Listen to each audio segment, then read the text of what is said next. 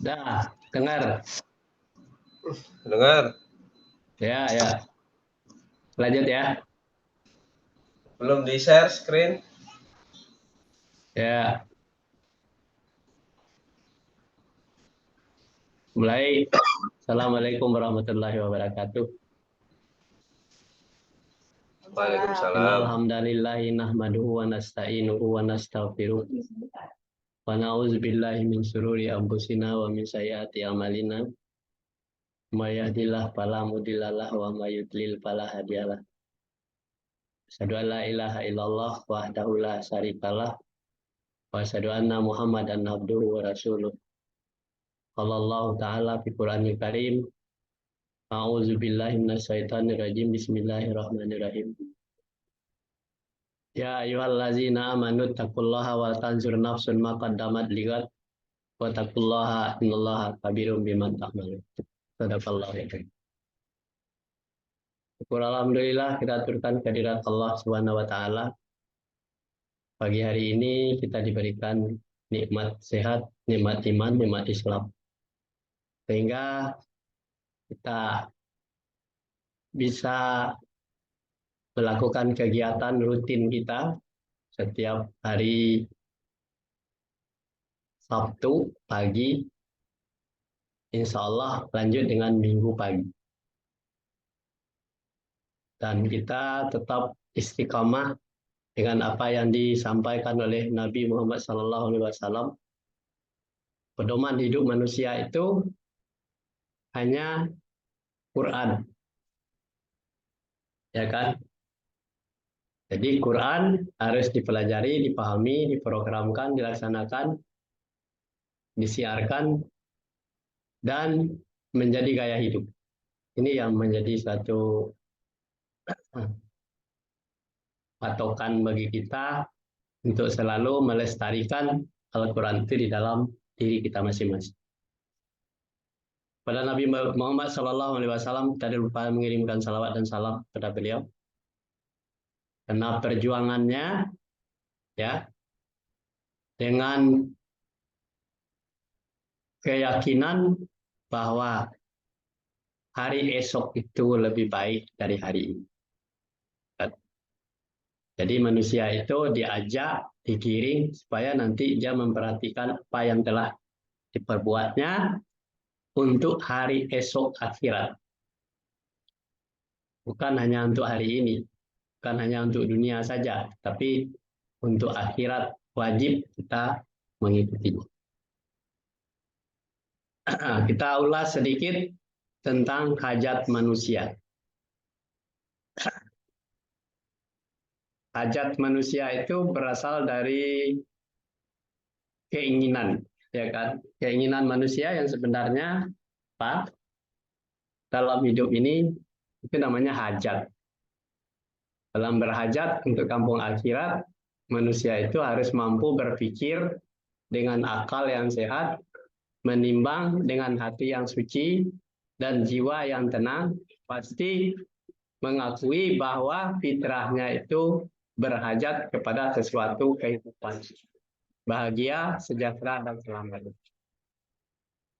Inilah kunci dari hajat itu.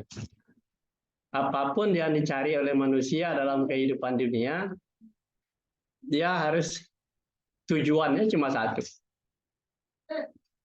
Bahagia, sejahtera, dan selamat. Nah, jadi kemanapun dia pergi, dia harus memikirkan bagaimana dia bahagia, sejahtera, dan selamat. Bagi orang yang beriman kepada Allah, dia harus bahagia, sejahtera, selamat dunia dan akhirat. Ini keunggulan orang-orang yang beriman.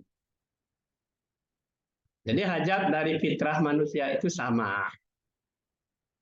Tetapi setelah manusia itu dewasa, tidak semuanya ada persamaan. Untuk meletakkan hajat. Tidak sama tempat meletakkan hajat itu. Ya, karena timbullah cara-cara yang berbeda dalam mencapai hajat. Nah, perbedaan cara-cara itu selalu menimbulkan pertentangan, pertarungan, permusuhan, penumpahan darah, dan peperangan.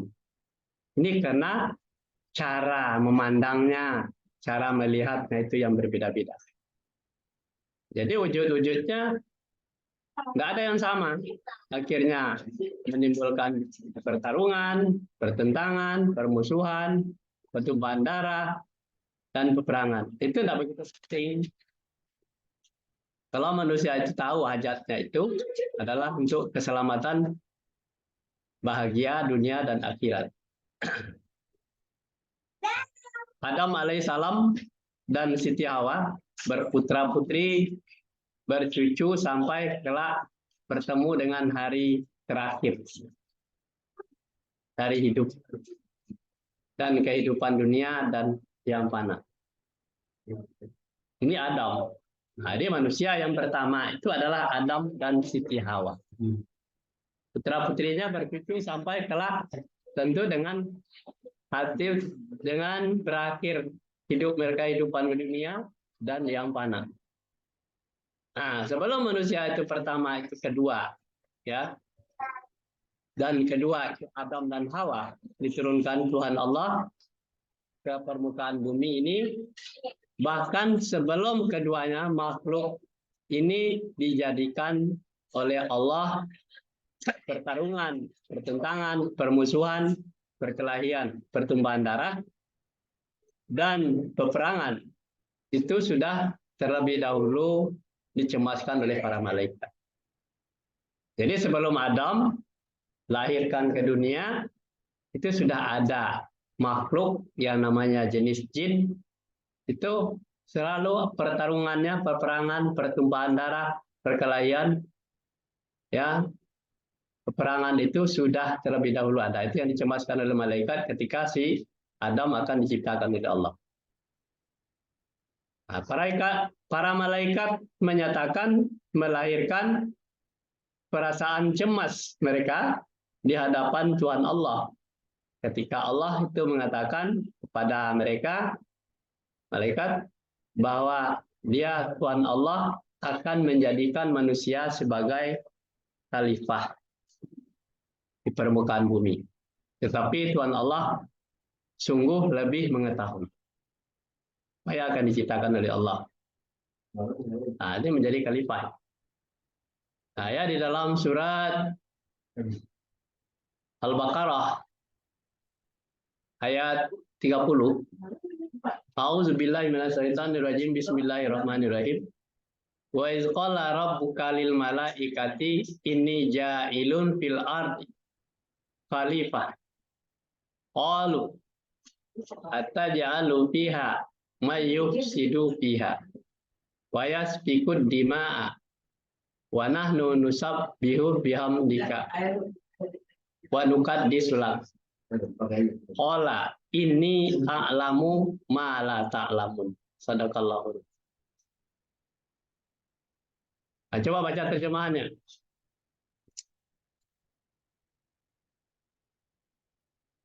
Terjemahannya baca.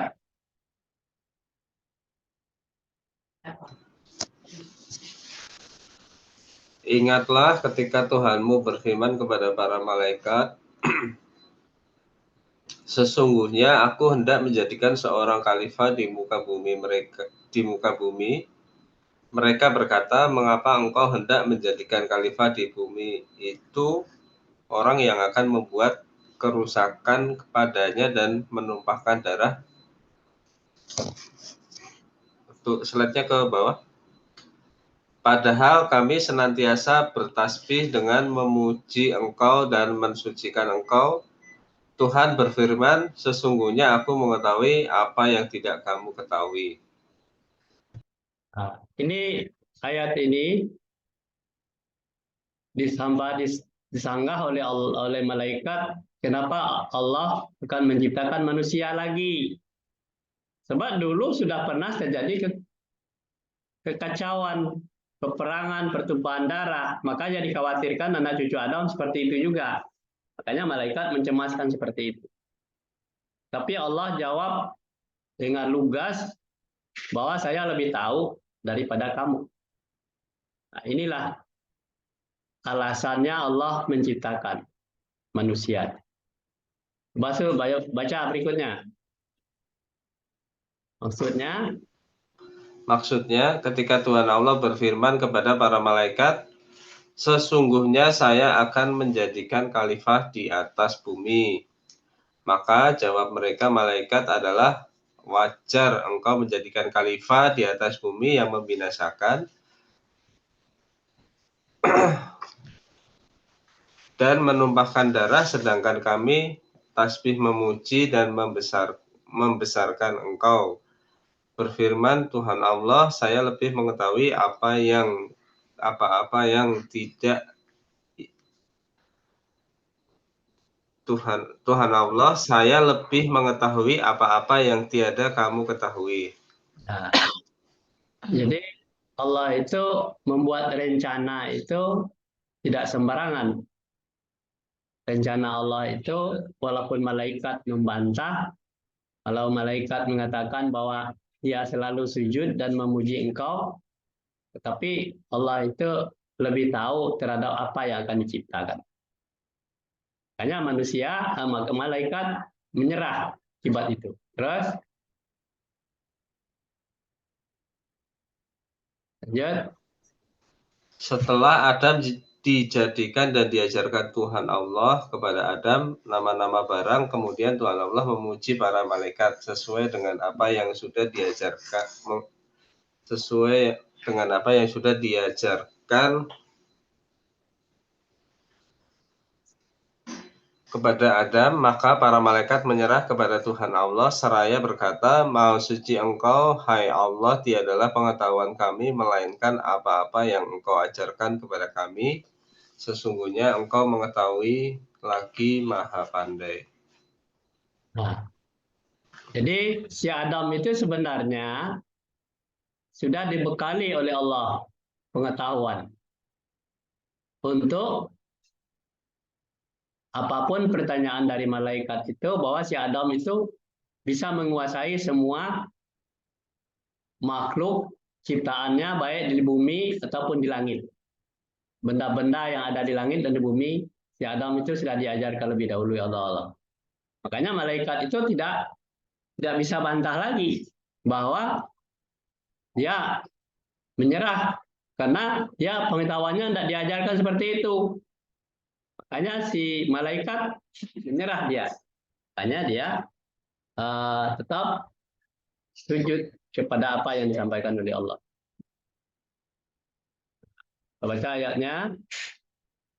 Wa 'allama Adamal asma'a kullaha summa aradahum alal malaikati faqala ambiuni bi asma'i haula'i in kuntum shadiqin. Terjemahannya baca. Siapa? Dan Nenek. Dan dia mengajarkan kepada Adam nama-nama benda-benda, kemudian mengungkapkannya pada para malaikat, lalu berfirman, sebutkanlah padaku nama benda-benda itu, kamu memang adalah orang-orang yang benar. Ya. Siapa ya dia yang mengajarkan kepada Adam? Dia itu. Siapa? Allah. Allah telah mengajarkan kepada Adam nama-nama benda, langit, benda bumi. Kemudian mengemukakan kepada para malaikat. Nah, saya flora fauna yang ada di bumi dan di langit tahu semua. Makanya kepada para malaikat itu firman Allah, sebutkan kepadaku nama benda jika kamu memang benar orang yang benar. Nah, ketika si Adam itu ditantang oleh malaikat untuk menyebutkan nama itu, maka malaikat si Adam langsung menjawab. Kita lanjut. A'udzubillahiminasyaitonirrajim. Bismillahirrahmanirrahim. Qalu subhanaka la ilma lana illa ma 'allamtana innaka antal alimul hakim. Sadaqallahul azim, surat Al-Baqarah ayat 32. Terjemahannya baca. Mereka menjawab, maka suci engkau datang.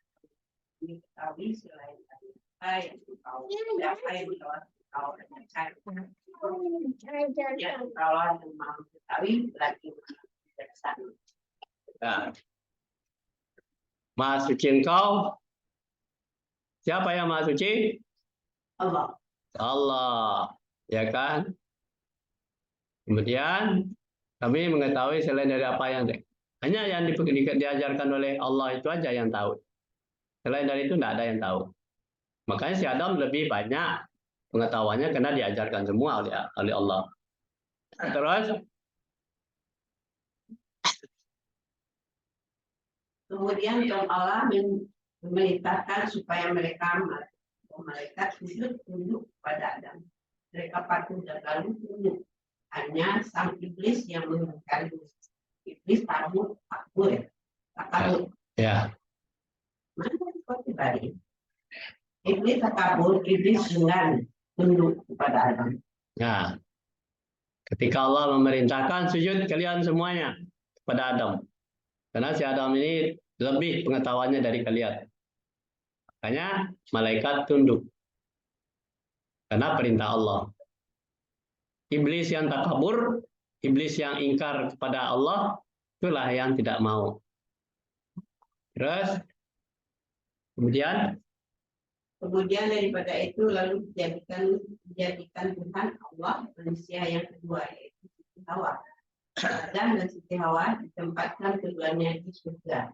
Dengan syarat bahwa mereka tidak diperkenankan oleh Tuhan Allah mendekati suatu pohon karena akan berakibat. ya. Kemudian setelah si malaikat itu sujud kepada Adam, Allah juga menciptakan manusia yang kedua, yaitu Siti Hawa. Ditempatkan keduanya di surga. Enak sebenarnya. Bahwa mereka tidak diperkenalkan Tuhan Allah untuk mendekati pohon karena akan berakibat aniaya. Itu larangan. Nah, jadi dalam surga itu ada batasan. Tidak bisa semua maunya aja. Auzubillahiminasyaitonirrajim. Bismillahirrahmanirrahim. Surat 2 ayat 34.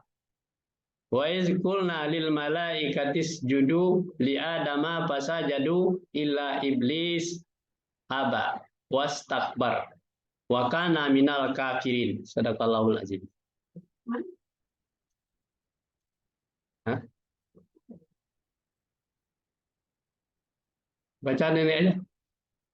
Dan ingatlah ketika kami berfirman kepada para malaikat, sujudlah kamu kepada Adam. Maka sujudlah mereka kecuali iblis. Ia enggan dan kabur. Dan Allah ialah termasuk golongan orang-orang yang kafir. Ya.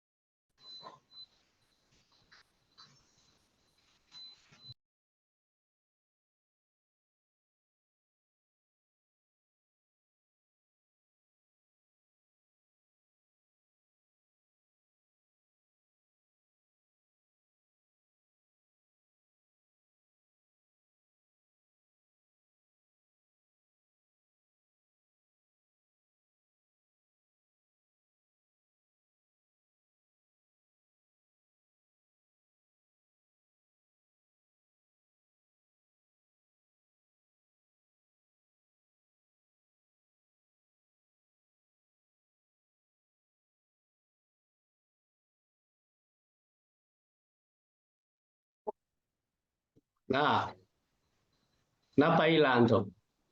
Sinyal, slide-nya hilang ya. Hah? Sinyal? Sinyal. Ya, kita lanjut nih. Ya. Auzubillahiminasyaitonirrajim. Bismillahirrahmanirrahim. Sudah dibaca nih ya. Semuanya baca. Mana? Dan kami berfirman, hai Adam, diamilah Diam. oleh kamu dan istrimu surga ini, dan makanlah makanan-makanannya yang banyak lagi baik di mana saja yang kamu sukai. Dan janganlah kamu dekati pohon ini yang menyebabkan kamu termasuk orang-orang yang zalim. Nah, jadi sudah ada batasan, ada larangan di surga itu. Jadi si Adam dengan istrinya, ya, Siti Hawa, diam di surga. Boleh makan apa saja, makanan yang banyak dan baik. Nah, makanannya itu yang baik, ya kan? Di mana saja yang kamu sukai. Kemudian ada larangan, dan jangan kamu dekati pohon ini. Nah, ini larangan. Yang menyebabkan kamu termasuk orang-orang yang zalim. Jadi kalau dia mendekati pohon itu, termasuk dia orang yang zalim, orang yang aniaya. Padahal dia berdua, ya kan? Tapi melanggar. Nah, inilah satu kesalahan si Adam itu. Ketika dia di surga yang enak-enak, maka dia termasuk orang-orang yang zalim karena melanggar aturan Allah. Terus lanjut. Mana lagi? Baca. Maksudnya, ingatlah ketika kami berkata kepada malaikat, tunduklah kamu kepada Adam. Tunduklah kali itu. Lalu mereka tunduk kecuali iblis. Ia enggan tak kabur, lalu ia termasuk orang-orang kafir. Nah, itu dia. Iblis termasuk orang kan? Ya. Iblis termasuk orang. Jadi iblis itu adalah orang yang tak kabur, orang yang tak tunduk kepada Allah, adalah orang yang kafir, yang ingkar. Itu namanya iblis. Kita lanjut. Nah, ya. Dan berkata, hai Adam, hai Adam, tinggallah engkau bersama istri engkau dalam surga, dan makanlah buah-buahannya dengan senang menurut kehendakmu. Dan jangan engkau dekati pohon kayu ini, nanti kamu termasuk orang-orang aniaya. Itu dia. Jadi lanjut ya. Larangan. Terus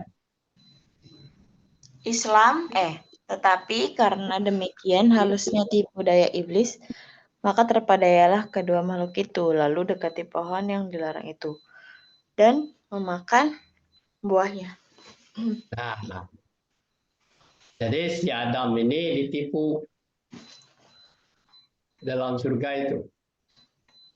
Jadi iblis itu menguping dari daun pintu bahwa si Adam ini harus dijebak nih. Ada larangan dengan dekati pohon itu.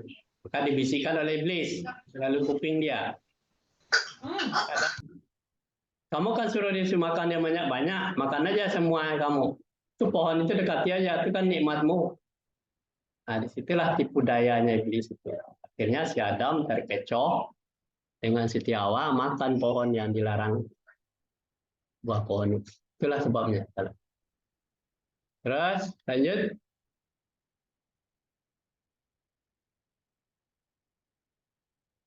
Lanjut.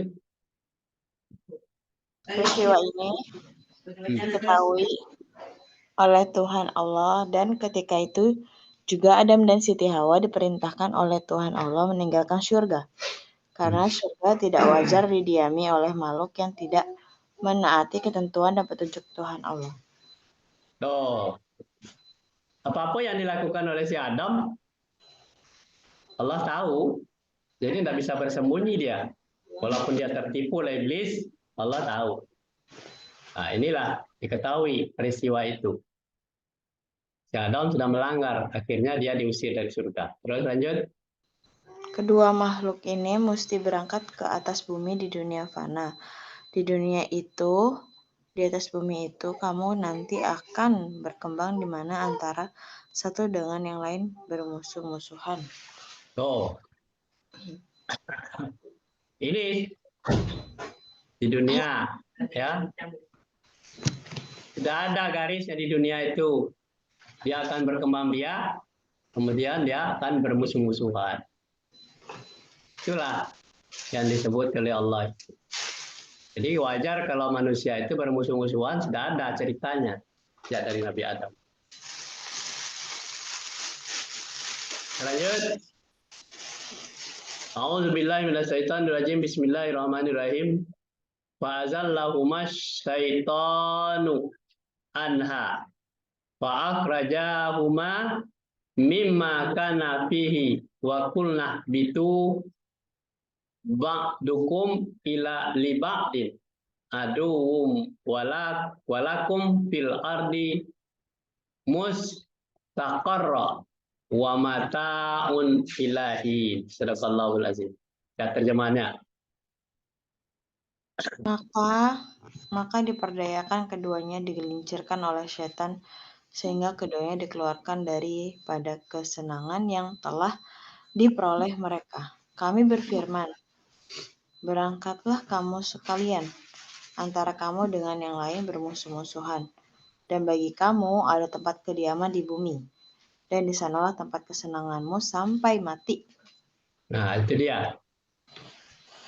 Jadi di surga enggak pantas si Adam dan si Hawa lagi, maka diusir dia dari surga itu. Itu salah satu kesalahannya Adam. Tempatnya di bumi. Terus lanjut. Tuhan Allah marah kepada Adam dan Siti Hawa. Adam kemudian menyadari dan menginsyafi akan kesalahan dan dosanya. Beliau sangat prihatin akan isi marah Tuhan Allah. Iblislah yang menjerumuskan manusia untuk melanggar ketentuan yang diatur oleh Tuhan Allah. Tuh. Allah marah. Kenapa aturannya dilanggar? Ya kan? Ada larangan. Kenapa di apa? Karena ya kan? Maka si Adam itu menginsafi, menyadari bahwa dia sudah bersalah, sudah berdosa. Nah, jadi dia insaf. Insaf berarti menyadari bahwa dia sudah salah. Jadi dia terima akibat dari kesalahannya. Ya, beliau sangat perhatian atas marah Allah itu. Nah, iblis lah yang menjerumuskan manusia itu untuk melanggar ketentuan yang diatur oleh Allah. Iblis punya kerja. Lanjut. Dan iblis akan dapat berbuat demikian terhadap orang yang tidak mengenal Allah dalam diri, terhadap orang yang tidak cinta kepada Tuhan Allah, dan terhadap orang yang lalai. Mengingat Allah dalam diri, sungguh prihatin Adam. Kemudian beliau memohon maaf akan kesalahannya itu dan memohon ampun akan dosa yang diperbuatnya itu. Oh dia. Ya. Iblis akan dapat berbuat sedemikian terhadap orang-orang yang tidak mengenal Allah dalam dirinya. Jadi kalau orang tidak mengenal Allah dalam dirinya, buat iblis bisa masuk. Karena orang-orang yang tidak cinta kepada Allah, pasti iblis masuk.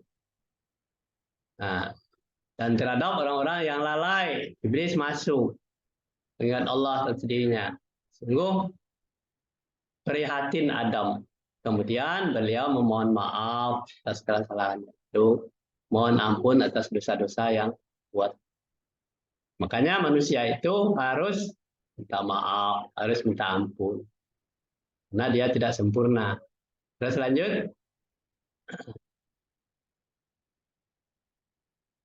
Lanjut. Sungguh-sungguh dimohonkannya kepada Tuhan Allah dan Adam berjanji untuk taubat. Adam dipandang oleh Tuhan Allah dan Tuhan Allah mendengar akan permohonan Adam. Tuhan Allah Maha Pemaaf, Maha Pengampun terhadap hamba-hambanya yang berbuat demikian. Dan Tuhan Allah Maha menerima taubat permohonan Adam dikabulkannya. Nah, jadi kesalahan-kesalahan yang dibuat oleh si Adam melanggar aturan-aturan Allah, ya sungguh-sungguh dia mohon kepada Tuhan Allah, ya Allah, ampuni dosa saya, terimalah taubat saya, akan memperbaiki segala kesalahan. Ya, nah, jadi makanya diwariskan kepada manusia selalu pemaaf, ya kan, minta ampun kepada Allah. Kenapa manusia itu tidak sempurna? Ya, sampai sini dulu. Mudah-mudahan menjadi sebuah pembelajaran bagi kita. Kita akhiri dengan wabillahi taufik wal hidayah. Assalamualaikum warahmatullahi wabarakatuh. Waalaikumsalam warahmatullahi wabarakatuh. Besok kita lanjutkan dengan ayat 30, surat 2 ayat 30 ya. Ya, Nah, oke. kita tutup pengajian kita dengan hamdalah. Alhamdulillah.